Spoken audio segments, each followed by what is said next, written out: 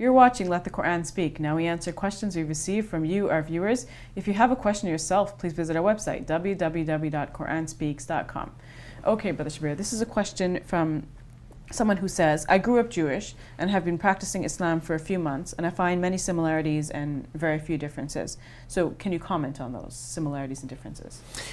Yes, there are many similarities, and this has to do with the fact that we share a common religious history in terms of the revelation from God through many prophets and important figures throughout time. We have, for example, in the Quran, the story of the creation of Adam and the flood of Noah and the story of Abraham and his children. We have the story of Moses, who features very prominently in the Quran. Moses, in fact, is mentioned more than any other prophet in the Quran, many more times than the Prophet Muhammad, peace be upon him, is mentioned in the Quran.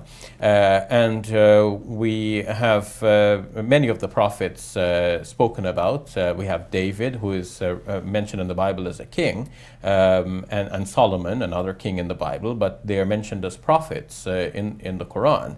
And so the Quran, in fact, enjoins upon Muslims to believe in all of these prophets. And these prophets are held to be very important people in Judaism and in the Hebrew Bible, which our Christian friends refer to as the Old Testament. So we have many of the same stories, many of the same important religious figures.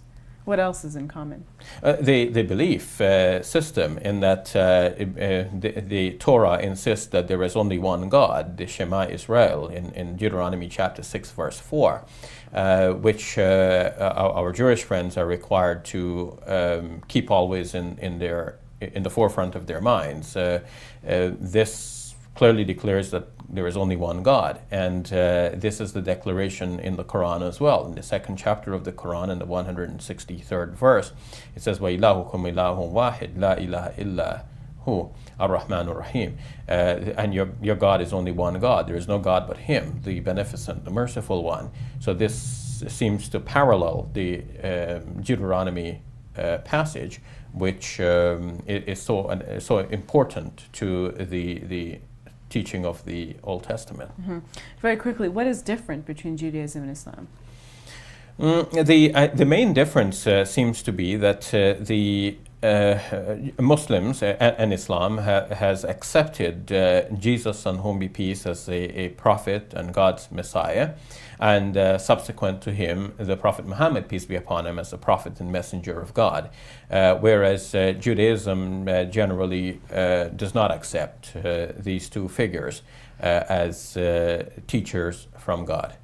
So are practices different between Jews and Muslims? In fact, many of the practices are remarkably similar, but when it comes to details of the practices, we may find, like the Muslim fast, some details of it are different. The Muslim prayer, some details of it are different. All right, we'll have to leave it at that. Thank you, Brother Shabir. You're welcome. That's all the time we have. Visit our website, www.quranspeaks.com, and check out our YouTube channel, youtube.com/QuranSpeaks. As always, please continue to write to us. Your comments and questions help guide the show. I'm Safiya Ali. For all of us here at Let the Quran Speak, thank you for watching. I'll see you next week.